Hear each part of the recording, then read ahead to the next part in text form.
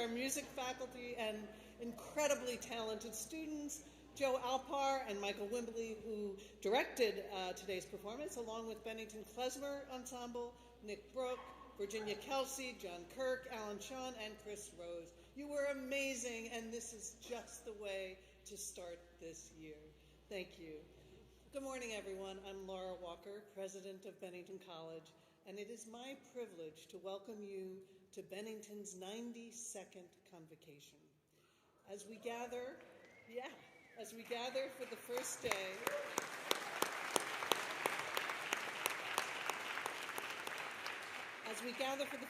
of this academic year, we acknowledge that Bennington, Vermont is the ancestral and unceded territory of the Abenaki and Mohican people.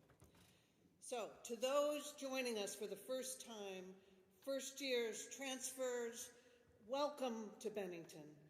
For everyone else, welcome back.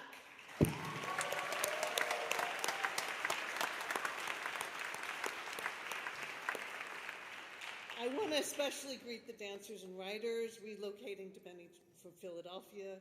We are delighted to have you with us. And I hope for all of you, you've had exhilarating first days. I hear the contra dance last night was really, really fun and energetic. Thank you all for coming. So I just want to take a moment to thank the people at Bennington who have worked tirelessly to prepare for this academic year, our buildings and grounds staff, our student life team, enrollment, academic services, our communication staff members for welcoming you, our IT staff and campus safety team for keeping us connected and safe, our institutional advancement, administration staff and finance teams, and the Office of the President. I also want to thank very much.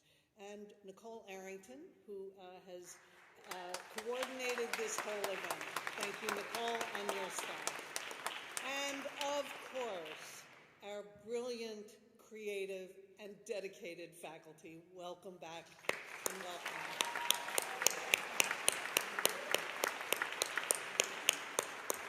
So at every Bennington Convocation and Commencement since our founding for 92 years, the President has had the honor of reading the commencement statement.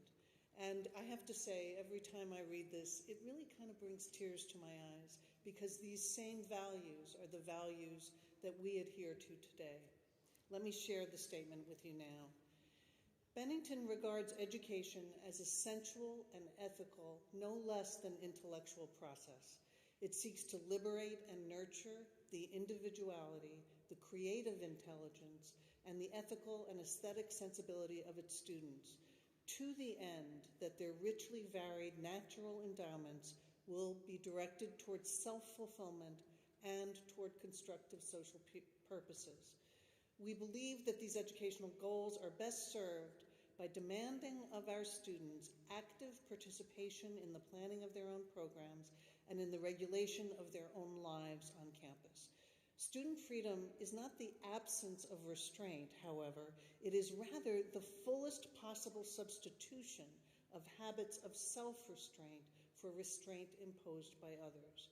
The exercise of student freedom is the very condition of a meaningful education and an essential aspect of the nurture of free citizens, dedicated to civilized values and capable of creative and constructive membership in modern society.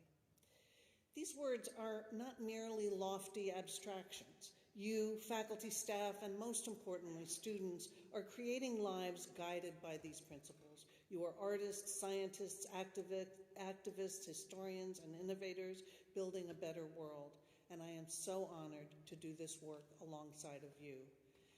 Bennington is really all about making a life, to discover your own individuality, to understand what is most meaningful to you personally, and how to create it for yourself. It's about making a community, and this is an amazing community, a community where you can be yourself and you can be seen. We also want you to create a life after Bennington of purposeful work. Since its founding in 1932, Fieldwork Term centers practical experience in the world. And finally, we want you to make change. Freedom is at the core of making here at Bennington, and it is important now more than ever. Last year, I asked a committee of students, faculty, staff, and board members to develop a draft policy about freedom of speech. It begins, the freedom to engage in bold, independent thinking and artistic freedom has been the hallmark of Bennington College since its founding and remains deeply ingrained in our culture. That ethos is needed now more than ever before as the world faces unprecedented challenges in political, economic, and scientific areas. To effectively engage with these issues, our students must have the ability to weigh ideas, consider multiple viewpoints, and argue forcefully for their positions, all while being open to persuasion of alternative perspectives. That is really very much a Bennington statement, and I want to underscore that we are a community in which civil discussion and debate flourish, where we can appreciate our differences while finding common ground and invigorating our democracy. But we will not tolerate threats on individuals, anti-Semitism, Islamophobia, racism, vandalism, or violence of any kind. As we approach this incredibly consequential election in our nation, it's crucial to remember that our strength lies in our empathy and caring for one another. It lies in our shared commitment to maintaining closeness in a world that often demands separation. It lies in a shared commitment to democracy and to hope and to love. I urge you to look around the room today.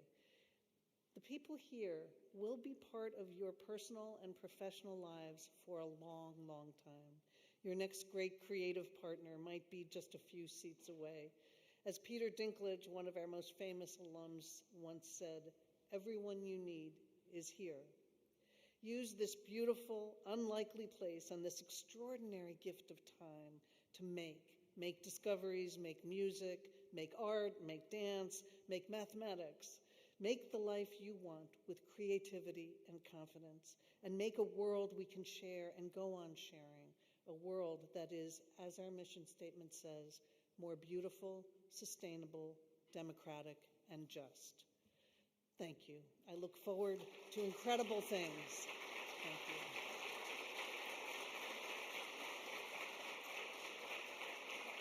And now it is my great honor to introduce Donna Faye Birchfield. Donna Faye was the Dean of the School of Dance at the University of the Arts in Philadelphia. She is a visionary leader. She is filled with energy, and without her, for sure, we wouldn't be in the place to welcome all of you from U Arts. We are honored, so honored to welcome you all. Before U Arts, Donna Faye was a dean for the American Dance Festival, was at Hollins for more than 2 decades, a program at the American Dance Festival that has its roots right here at Bennington College. So welcome back. Please join me in welcoming Donna Faye Birchfield.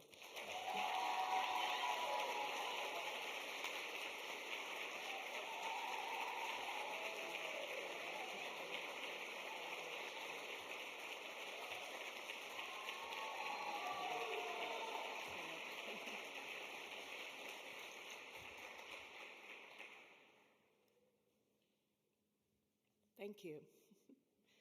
Good morning. I loved hearing that music fill this space. It helps to calm my spirit and helps my sense of belief in something. It always has. So thank you to those incredible musicians, and singers.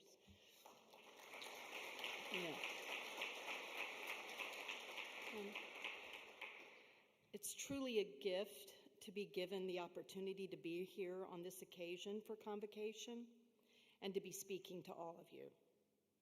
A heartfelt thank you again and again to this incredible, hardworking, and caring community that is Bennington College and Bennington Dance. They've opened their arms and welcomed me and the BFA dance students and faculty from Philadelphia again and again. This moment is historic. Think about it. The school that I and the 37 BFA students and incredible faculty left behind abruptly closed its doors at the end of May. We were all devastated. And within 2 weeks, President Walker, Provost Maurice Hall, along with members of this Bennington dance faculty, offered a way for us to continue, a way to keep moving together. They listened carefully. We all worked so hard all summer towards this moment, with late-night Zooms that crossed impossible schedules and time zones, to Tanya Strong's unwavering help in admissions, answering email after email about exactly how far is it between Bennington and Philadelphia, to what feels like hundreds of Google Docs and scraps of paper by Shayla V. Jenkins and Jesse Zarrett to help design, dream, and reimagine an entirely new program to land in place right here. Well, here it is, and here we are. I'm nervous about saying we've made it, but can the BFA students and faculty here today just kind of wave at me?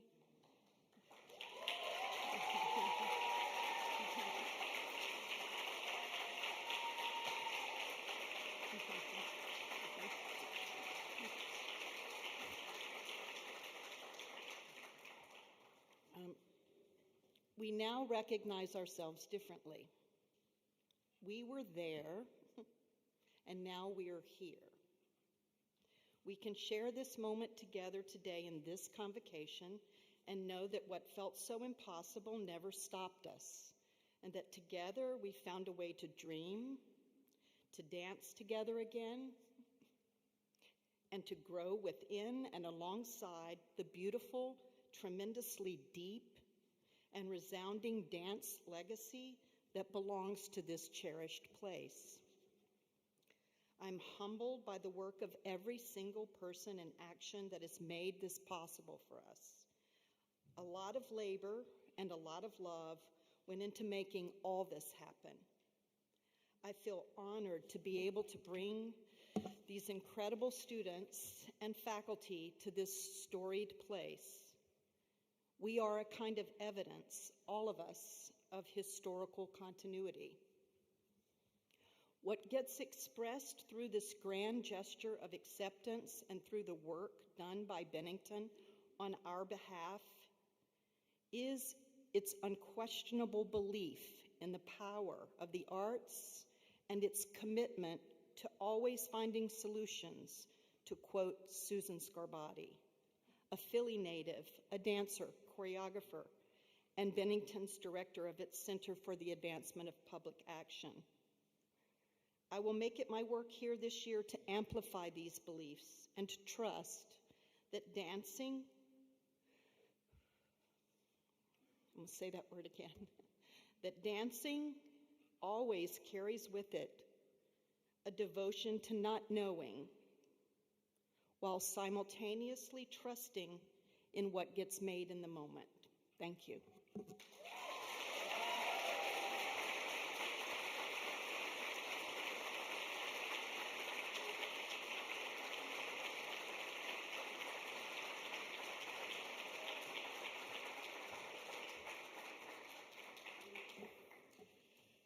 Good morning.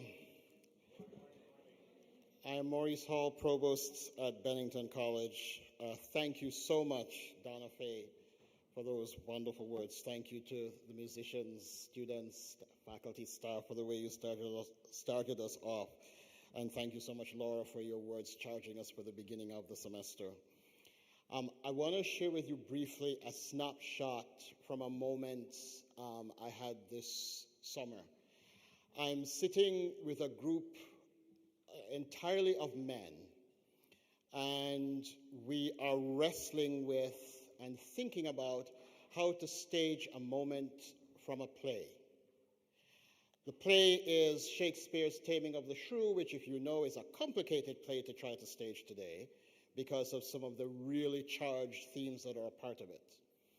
And we are trying to figure out how and where and when to stage one of the crucial scenes in the play, a confrontation between Petruchio and Kate. This happened in a really small room, dingy, bare. And it probably is important to note that this also happened in the context of a maximum security prison. The people who are involved in this are men who will never, as long as they live, leave that facility. And the people involved in this are men who, for whatever reason, ended up in a very different place than they thought they would in their lives. In that moment, what struck me was that in that activity there was pure joy of creativity and pure joy of community. These are men who are part of the prison education program at Bennington College. They are Bennington students. They are part of the Bennington community. And what struck me is that even in the most difficult and complicated circumstances, there are ways to find, to create, to make together community in ways that are complicated and sometimes contradictory, and in ways that are also engaging and energizing. One of the most amazing things about the program that Donna Faye and her amazing group of students, faculty, and staff have built at UArts is that they have built a program in dance that centers above everything else marginalized voices, marginalized bodies, and marginalized ways of knowing. And bringing that to Bennington College is right, and bringing that to Bennington College is extraordinary. Because you are here, we are going to continually be engaged in an adventure of figuring out what it means to be together as Bennington in new ways, in exciting ways, in interesting ways, and in different ways. And Bennington excels at that. I was incredibly moved by the response of the litany of people that Laura mentioned this morning who were part of bringing this group here.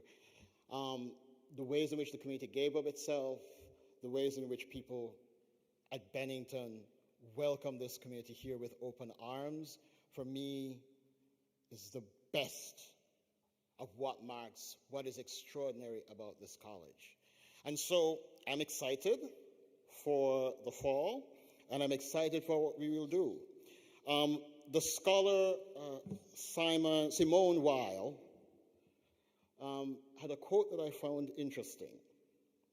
It says, "The love of our neighbor in all its fullness simply means being able to say, 'What are you going through?'" And I love that question. And I challenge each of us this semester to continually ask that question of someone. What are you going through? At its core, it not only honors our deepest humanity, but at its core, it recognizes that we see each other. And more importantly, if we can ask that question of someone who is completely unlike us, who is different than us, that is a good place to begin. And so I'm excited for the semester. I'm looking forward to what we will do together. And I'm looking forward to the community that we will create right here at Bennington College. Thank you so much.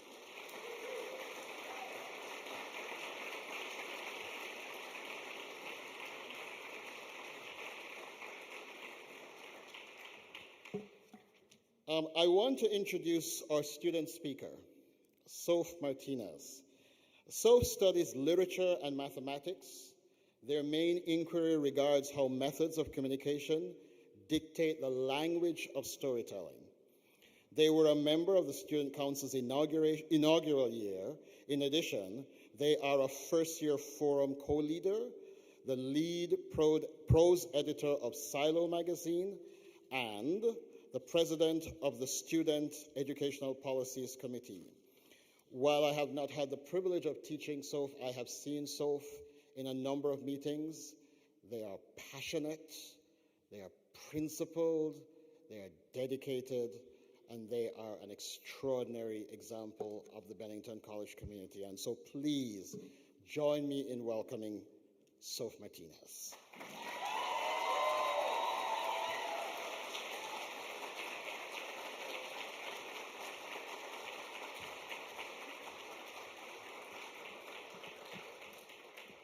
Thank you, Maurice, for that very kind introduction. Hello, and welcome back from Brat Summer.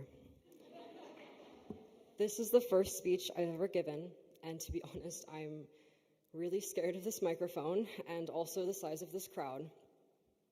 I'm a senior, which means that I have 3 years of Bennington to look back on, and when I think about who I was when I was a freshman in Convocation, I think about how nervous I was for classes to start, but also how excited I was.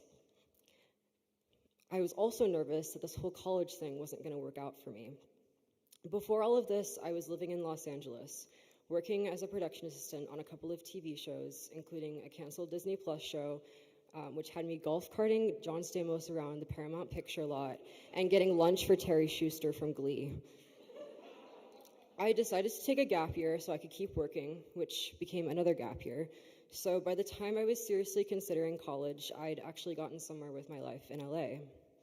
I was frankly terrified when I got my email notification that I had been accepted into Bennington College, because a large part of me wavered on whether it was worth it to leave behind the life I'd only just started to build. At the time, I happened to be working on the set of a show called For All Mankind, where I met a woman named Nicole Beatty, who was a writer, an executive producer, and basically everything I wanted to be. Not only had she heard of Bennington, but she strongly encouraged me to take the leap, and really it's because of her that I decided to take Bennington's offer and leave everything else behind. So that's how I got here. Pretty soon after my freshman convocation, I met a girl who was a witty, pretentious, dark academia-obsessed superfan named Isabel Rupel. And she was everything I expected my first friend at Bennington to be. We shared a formative freshman year literature class called Calon and Chaos, The Secret History and Its References. And one day I walked in early to find Isabel Rupel writing out the entire Greek alphabet on the chalkboard. Although at the time I thought she was literally crazy, we eventually started swapping our writing, not by emailing them to each other like normal people, but by going to CrossFit, printing them out, and then putting them in each other's mailboxes, basically so that we could cosplay as the Bennington writers who came before us. I was enjoying my classes. However, despite my enthusiasm freshman year, I noticed I was constantly thinking about my life back in Los Angeles. I wondered, what are my coworkers doing? Was leaving the right decision? Is there a version of me that is still there, and are they happier? However, sophomore year, a lot of things changed. For one, I was starting to explore outside of the literature department and taking math classes more seriously. Math was something I always loved as a child, but grew to resent in high school. However, at Bennington, I remembered my love of learning, and I actually started to enjoy learning math again. Then, as someone who is passionate about preventing overdose, I researched and interviewed nearby colleges to learn what they were doing to combat the opioid epidemic, and then I ran for student council so that I could apply that knowledge and make Narcan, an overdose reversal medication, readily available in the dorms in case of emergency.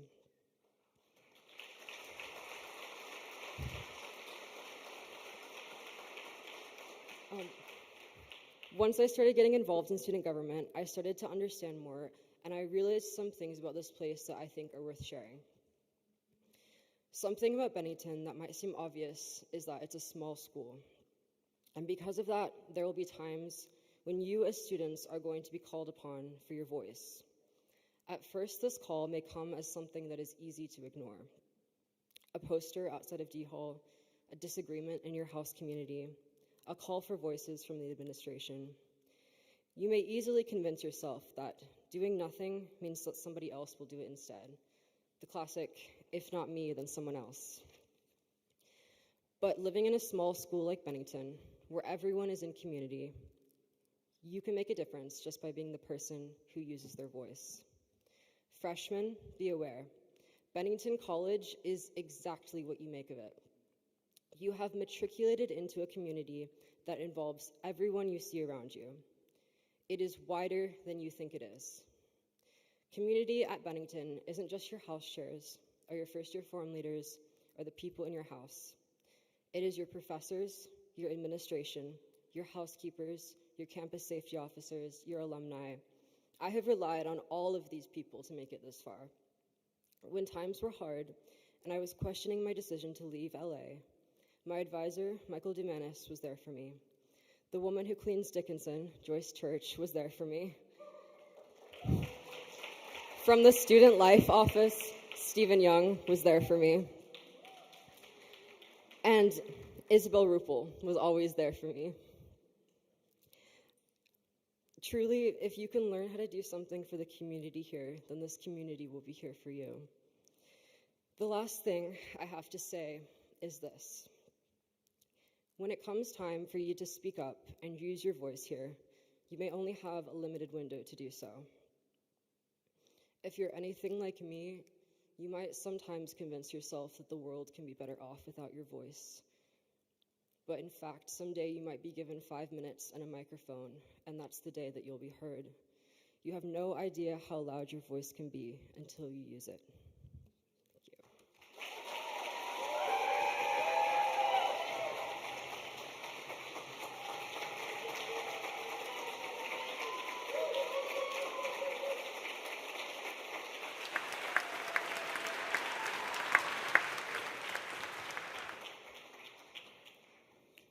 Thank you, sir.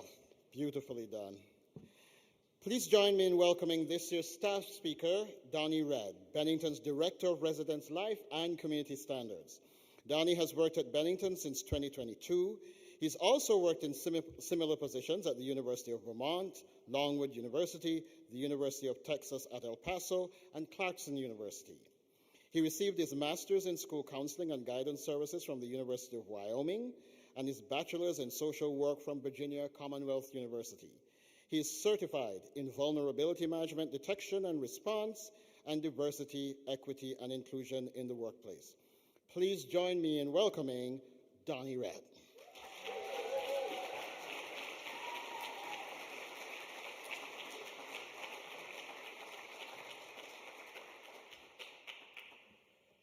Thank you, Maurice. And good morning. So it's great to see everyone here at Convocation, and welcome to Bennington College. So this is my first time speaking at Convocation, and to get past my nervousness, it goes beyond just like the colleagues that I had that gave me words of encouragement and was smiling and saying, "You got this." It was finding out just before Convocation that one of my great colleagues that I work with had nominated me as the staff speaker and had said this was the reason why I've been getting all these home-cooked meals and sharing them with you. So, you know, if that's not a great way to kick off belonging and talking about that subject, I don't know what is. But whether you're a first-year student just stepping on the campus for the first time, or a second-year student, or a third year, or a fourth year with some experience under your belt, I do want to talk to you about what's important, and that's belonging. And that could seem like just a simple word, a buzzword, or somebody paying lip service. But the concept of belonging goes so much more than that. It's about feeling home, about being connected, and being a part of something bigger than yourself. It's about being able to wake up and looking forward to getting through your classes, looking forward to getting through your workday, and finding the connections and the joy and the fulfillment along the way. This is what we want for everyone here at Bennington. So how do you make that your home? And while it is up to you, first off, some of the things you can think about is to get involved. There are a lot of clubs, events, activities that interest you. For those of you that were in the know, this past weekend for Labor Day, it was Garlic Fest. So hopefully you were able to make a trip downtown and enjoy that. I have not taken the plunge yet, but I heard that the Garlic Scape ice cream is the best thing, you know, this side of the town. So if you were able to get that, great. If not, please look forward to that next year. But attend and participate in any activity that interests you. And whether it's art, music, social activism, there is a place for you here. I happen to know the person who works and supervises the clubs and organization. He's cool peeps. So please, you know, definitely check out Xander. And if there isn't an organization that you want to get involved in that's available, he will help you build one. Step outside of your comfort zone and meet new people, because you'll be surprised at how quickly you form connections. This piece takes me back to when I went to my first Convocation event at VCU, and we had what was called Spirit Night. I met with a hip-hop DJ artist, and a skater boy. Dude was wearing Vans, baggy pants, skateboard, everything, was talking nothing but, grindings, doing 180s and all of the injuries he sustained over the years. And me, a geek from the backwater country of Virginia, came in and hung out. And 20 years later, we're always tight, we're connected, and we keep up with each other and seeing how each other is doing, and we keep empowering one another. So I say that because that can happen here, and it's what you make of it. So don't be afraid to reach out to that one person that you think, oh man, my interest on the line, I don't know about this. It's like, you'd be surprised at how years later, when you're old and you start seeing gray coming up everywhere, oh wow, I'm still connected with this person. We still remember the good times, being at college. Make sure you can embrace this community. Bennington is filled with diverse voices and perspectives. So take the time to listen to your peers. Engage in those conversations, whether they're just mundane, whether they're intense, all walks, all matters of interactions. Make sure that you take the time to learn from one another. This is a space where everyone's story matters and where you can share your own or you contribute to that rich tapestry of the college. This place is for you. One of the things that my family really enjoyed when they came to visit me last year was that when we went to Roz's Cafe, we saw the wall where it said, of the students' letters never sent. And they said that was a really touching thing because this was making a connecting piece where individuals found a space where they could belong and share their story with everyone else. Don't forget about your professors and mentors. They're here to support you, guide you, and help you grow. Don't hesitate to reach out or ask questions or seek that advice because building those relationships with faculty can enhance your experience and help you feel more connected to the academic community. Being so far away from home when I went to Wyoming, I didn't think that I'd have academic advisors who go beyond just grading my papers and, telling me what classes I need to take, but invite me, to their home for Thanksgiving dinner because it was so far out to travel back home in Virginia for Thanksgiving, and they saw somebody that they didn't want to see celebrate the holidays alone. Let's not forget about the beauty of the campus. Take the moment to explore the grounds, the scenery, finding a favorite study spot, or looking at how nature can remind us to ground ourselves and that we're part of something larger.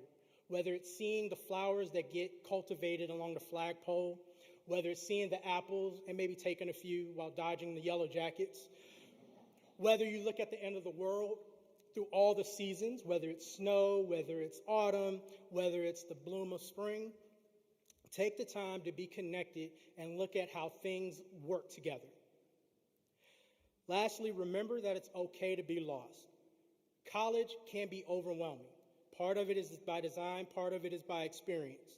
And it's normal to have those moments of doubt. And in this current climate, that is nothing more prevalent. But in that moment, know that you're not alone. Reach out to your friends, to your counselors, or anyone you trust. Because we're all in this together, and there is a whole community ready here to support you. So as you embark on this journey at Bennington, I encourage you to make this place your home. Dive into it, connect with others, embrace the pleasure, embrace the suck. Get in touch with people that can be your biggest supporter and can call you out on your BS, or, as I'll say in professional terms, hold you accountable. But know that you belong here. And we're so excited to have you as part of our community. Thank you.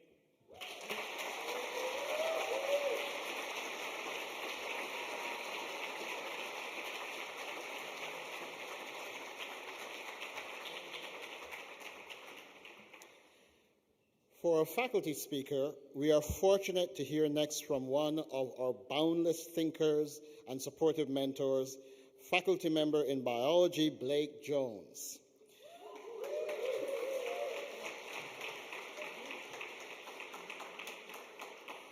Blake studies the underlying mechanisms of development, sociality, learning, and memory in free-living animals. His research integrates theories and techniques from climate science, ecology, physiology, and cognitive science. Blake's work has been funded by the National Science Foundation, the Nature Conservancy, the Society for Integrative and Comparative Biology, and the American Ornithological Society. He routinely publishes in peer-reviewed international scientific journals, including Animal Behavior, Frontiers in Ecology and Evolution, General and Comparative Endocrinology, and others. Blake holds a bachelor's degree from James Madison University and a PhD from the University of Memphis. He was a visiting research scholar at Curtin University in Perth, Australia, and a postdoctoral scholar at Florida State University. Blake joined Bennington in the fall of 2020. It is my great honor and pleasure to introduce Blake Jones.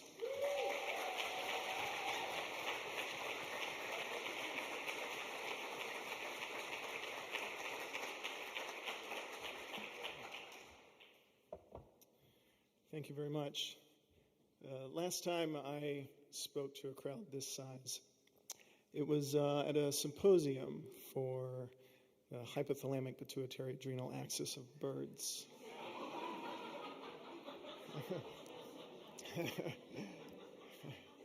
It's funny.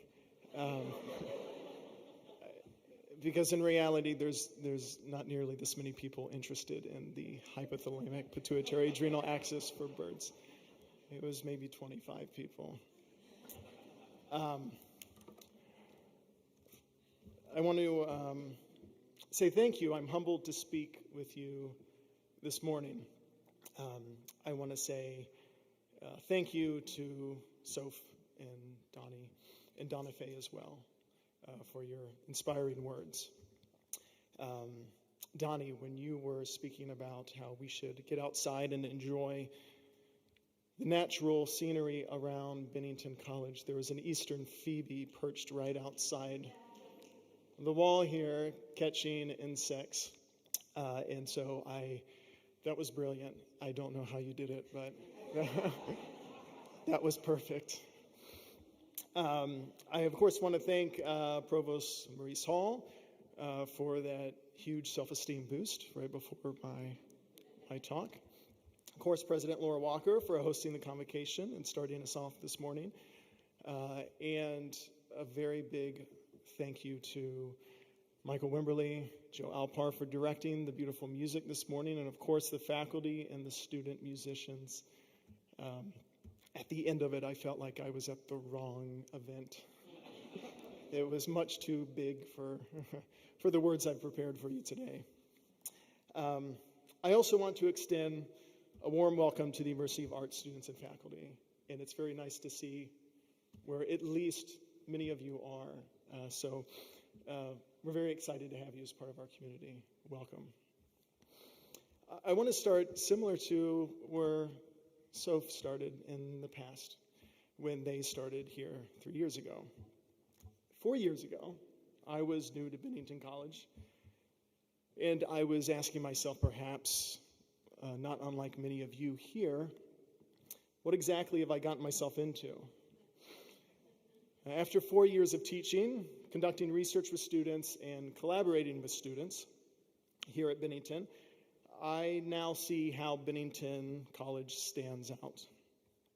It's an institution defined by its uniqueness and innovation. And indeed, I presume most of you are here because you are interested in pursuing something unconventional. But what exactly is it that makes Bennington unconventional? I have a few hypotheses. For one thing, at Bennington College, you don't need grades. It has no majors. There are no long lists of prescribed course requirements. That's certainly different. But on its own, I don't think it's what makes Bennington special. When I was your age,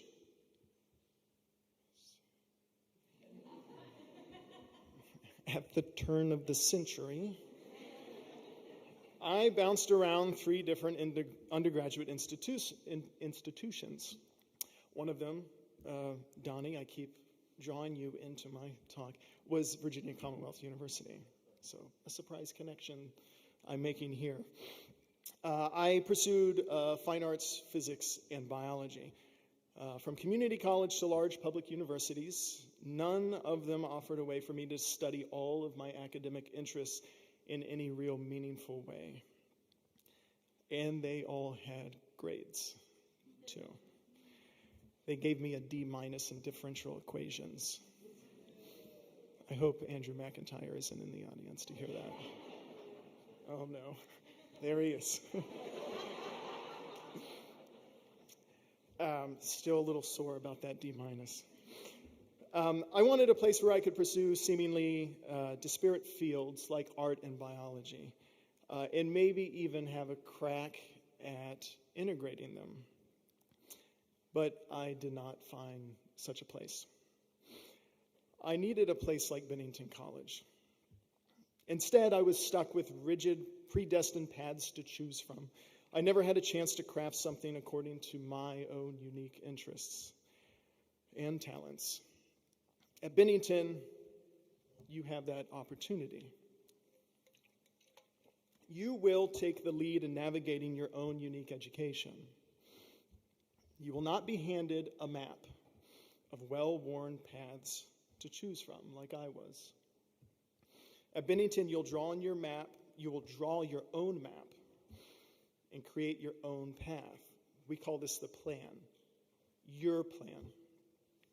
As you create your plan and defend your plan and realize your plan, you'll develop an intimate ownership over your education. It will be uniquely yours. And you will develop abilities that I never had the chance to exercise as an undergraduate because of this. You will develop self-restraint so that you can move beyond simply responding to the restraint imposed by others. You'll learn to boldly undertake an experiment, and you will become resourceful so your ability to create will never be constrained. You'll direct your education, and at Bennington, you will do so in the context of a liberal arts education.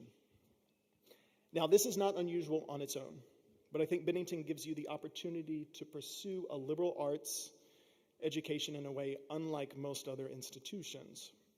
So first, if you will, allow me to explain what the liberal arts are, or what it is. It is an academic curriculum that traditionally included rhetoric, grammar, logic, astronomy, arithmetic, geometry, and of course, last but not least, biology. I'm just kidding, it wasn't biology. We hadn't made the cut. It hadn't even been invented yet. Music was the last one.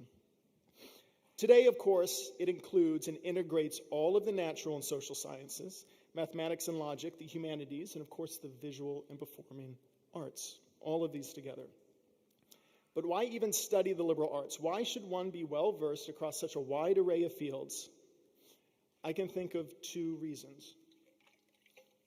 The first reason I stole from David Bond, who is the Associate Director of the Center for the Advancement of Public Action, CAPA.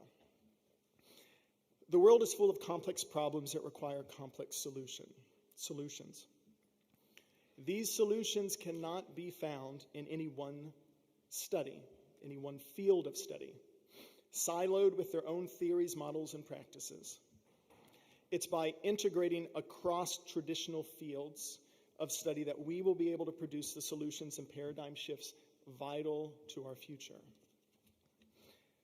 The second reason, a little bit more personal for the individual, the liberal arts will give you those individual and niche insights that will enhance your own personal pursuits.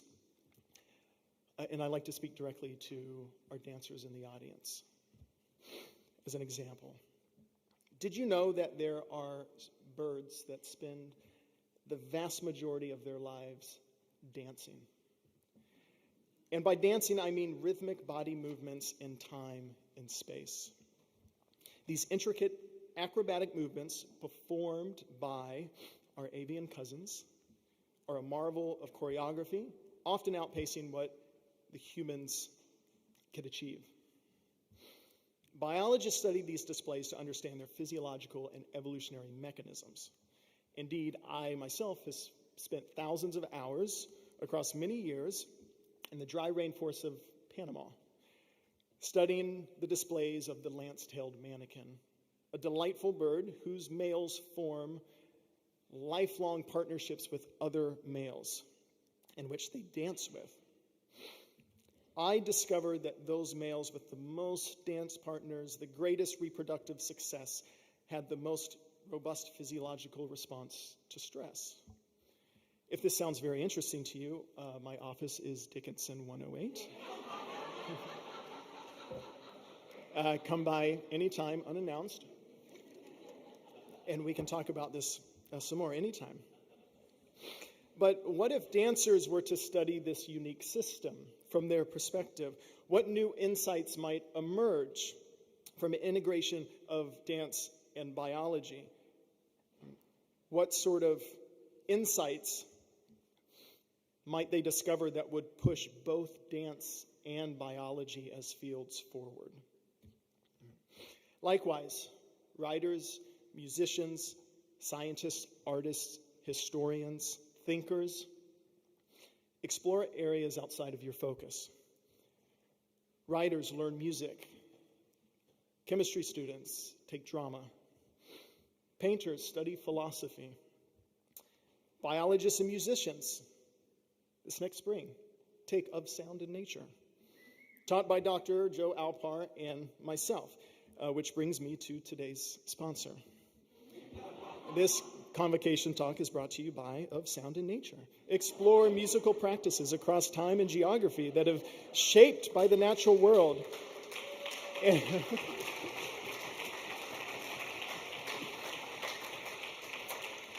And in turn, how the natural world has been shaped by the sounds produced by humans. I'm thrilled to get applause during the most selfish part of my talk. Coming to you in spring 2025. In the coming terms, it'll be tempting to lock yourself within a particular discipline, but I encourage you not to silo yourself. Don't intellectually isolate yourself. If you do, or try to, we will do our best to stop you. Sparks of inspiration, great insights, and epiphanies by their nature are unpredictable and can be more easily found by studying far and wide. There's no better place to do this than here at Bennington College. So far, I've talked to you about Bennington, how Bennington is dedicated to student-driven education, the liberal arts. Bennington is also, in my humble opinion, a place to embrace humility. Years ago, I was a fine arts student at Virginia Commonwealth University, unsatisfied with my abilities.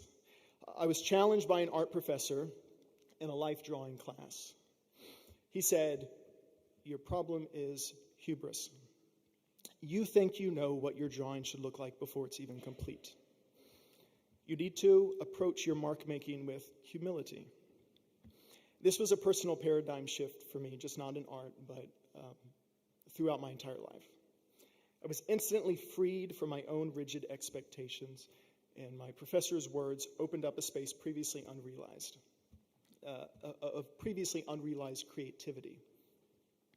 The same holds true here at Bennington. I encourage you to let go of your assumptions. Stay open-minded, and you'll be amazed by what you discover. At Bennington, as you work towards your academic goals through the planned process, humility will be unavoidable. I urge you to embrace it. Don't let your ego fool you. Examine your presuppositions. Explore beyond what ought to be. Consider the possibility that there may be a better action, idea, or process. You will discover more, you will create more, you will find more value in the world if you do so. Now, I just have one more thing that I'd like to say about Bennington to round out my hypotheses. Unlike most undergraduate institutions, I think this place allows you to go beyond seeking your passion. Find your passion, pursue your passion. This is perhaps the most overused advice given to people of your age. I had an interaction earlier this morning with Amy McClellan, another biology faculty member. And it made me think about my passions, even before I was your age, which were space and skateboarding. So Donnie, again, I enjoyed your anecdote about skateboarding. It was really the perfect talk for Convocation. Because she was wearing a shirt of an astronaut skateboarding, and it never occurred to me as a 13-year-old that might be a possibility. But I'm getting distracted, as I often do. There's no need for me to tell you to find your passion. Instead, I want you to know that Bennington gives you the perfect opportunity to find your talent. And I encourage you to take advantage of this. As you work through your plan process and you explore and integrate across the liberal arts disciplines, as you engage in real-world experiences during your fieldwork terms, pay attention to those things that you are really good at, not just the things that you're passionate about. Pay attention to what you do better than most people around you, and cultivate that. This talent may not be your passion per se, but do you know what you will develop a passion for? It's mastering a talent. Cultivating talent can launch you unlike anything else, and it can lead to opportunities where passion and your expertise are aligned.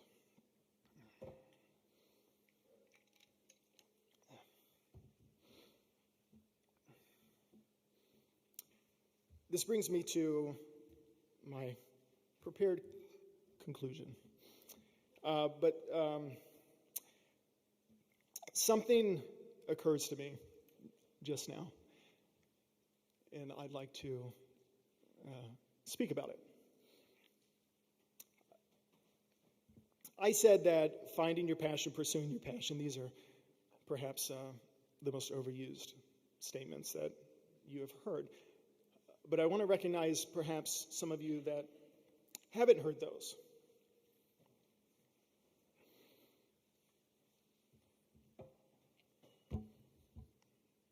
Forgive my pause. Because I had not.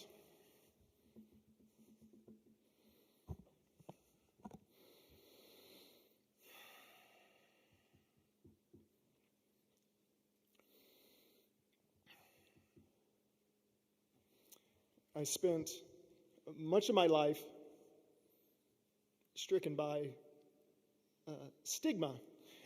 As a 7-year-old, I was diagnosed with a learning disability. Today, I think more appropriately termed a learning difference, and not really something that you're diagnosed with like a sickness. And that really defined my school years, the stigma and shame and ridicule on a literal daily basis. I had many adults, and to their credit, with very good intentions,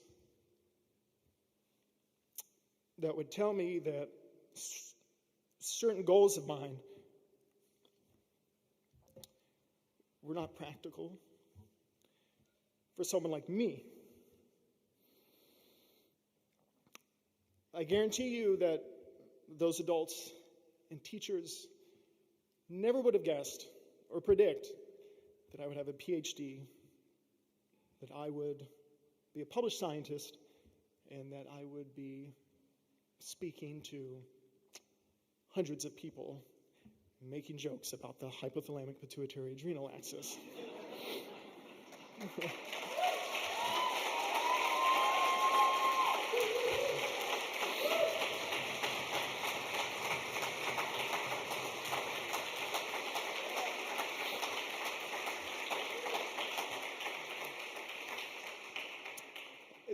The point is that regardless of where your experiences are, make sure that you don't let others define what your passions ought to be or what talents you ought to pursue based on their own prejudices about you.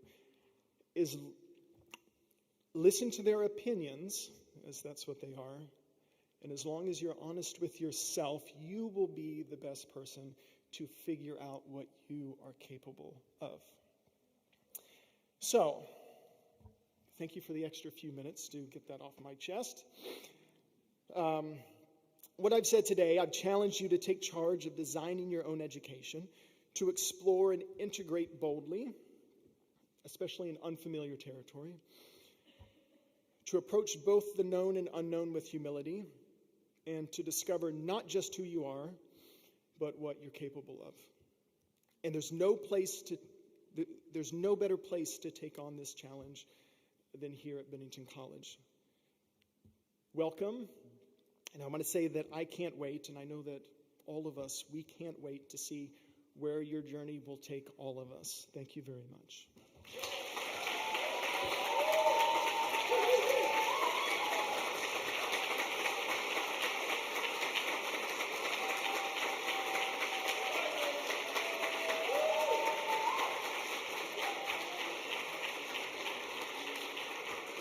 Thank you so much, Blake. And thanks again to our musicians, to Donna Faye, Maurice, Soph, Donnie, and of course Blake, for your words of wisdom and encouragement. So go forth, students, and craft your interdisciplinary plan. Together, we continue this 92-year-old bold and innovative experiment. Now, you can proceed to the dining hall for a community lunch. Thank you.